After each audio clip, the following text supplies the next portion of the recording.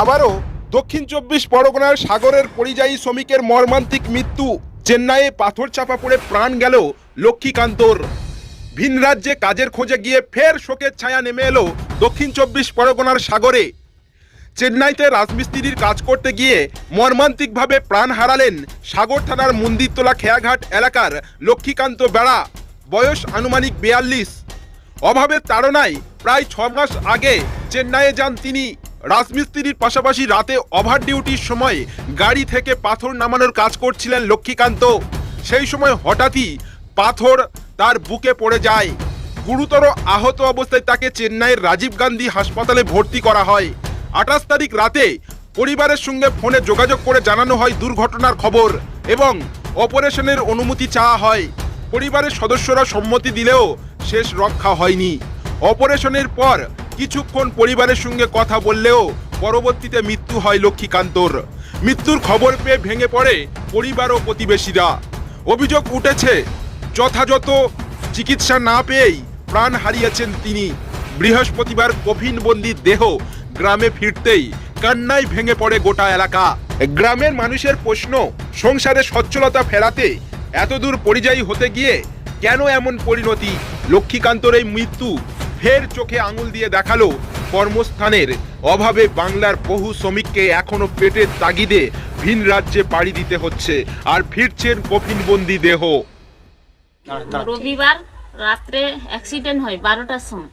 আমাদের কাছে 3টের সময় খবর আইছে কোর্টে তোমার দেউর অ্যাক্সিডেন্ট হয়েছে, এক্ষুনি রিসালি অপারেশন করতে হবে, এক্ষুনি বন্ডে লিখতে হবে। তখন আমি আমার শ্বশুরকে জানিয়ে করে খবর পাঠি, সেটি একজন ভাই হয় আমার দেওয়ার মতন পাড়াবসি, সে যে করে এক্ষুনি অপারেশন। আমি বলি ভাই তুমি বন্ধ, এক্ষুনি অপারেশন করাও দেউর, মানে তো অত দূরে যাইতে পারবো নি, তার জন্যে তুমি সই দাও। অপারেশনটা হয়ে গেল, বলে সুস্থ হবে। তার দিকেই শোনা গেল সোমবার সেই রাত্রে 3টের দিকে মারা যাইছে। কথা কইছে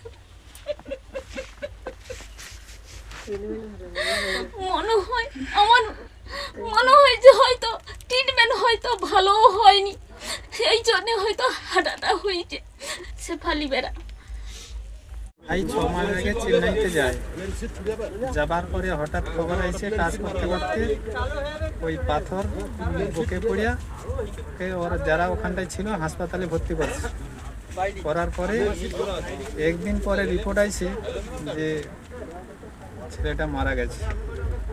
মারা যাওয়ার পরে সেখান থেকে ছেলেটাকে নিয়ে এসে এখানটায় যে দাহ হচ্ছে আমাদের পরিবারে, ও ছাড়া আমাদের আয় করার আর কেউ নেই।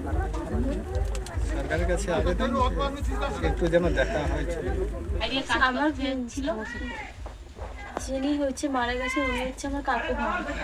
28 তারিখ সন্ধ্যেবেলা ভোরের দিকে 3:10 দিকে আমার খবরটা আসে আমাদের কাছে যে আমার কাকু অ্যাক্সিডেন্ট হয়েছে। কিন্তু ঘটনাটি ঘটেছে 12টায়। কাকুর কি হয়েছে না, কাকুর পেটের বাম পাশে নাকি নাভিতে লেগেছে, নাড়ি ফুটো ফুটো হয়ে গেছে, যার জন্য এমার্জেন্সি অপারেশন করতে হবে। আমাদের কাছে খবর আসছে 3:10 দিকে, কারণ আমাদের পারমিশন বন্ডে পারমিশন নেওয়ার জন্য।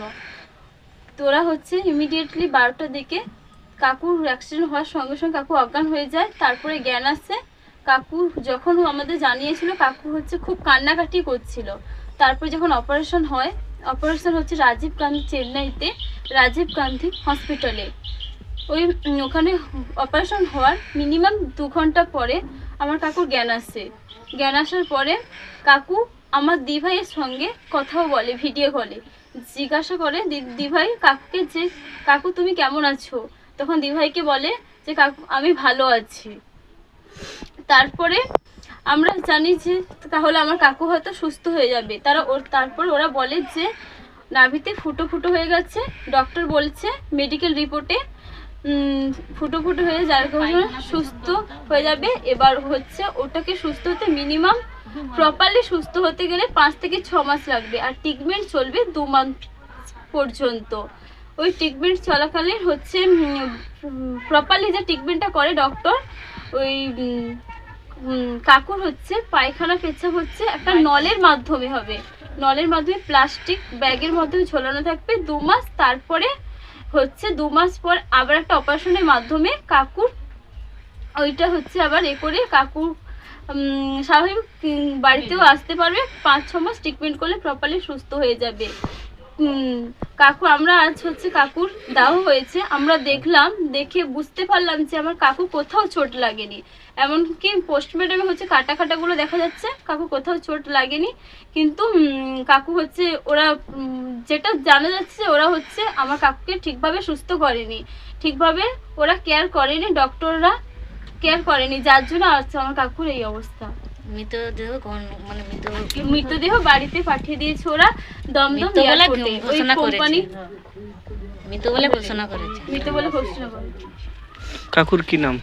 লক্ষ্মীকান্ত বেরা। আপনার? আমার নাম সোমা বেরা।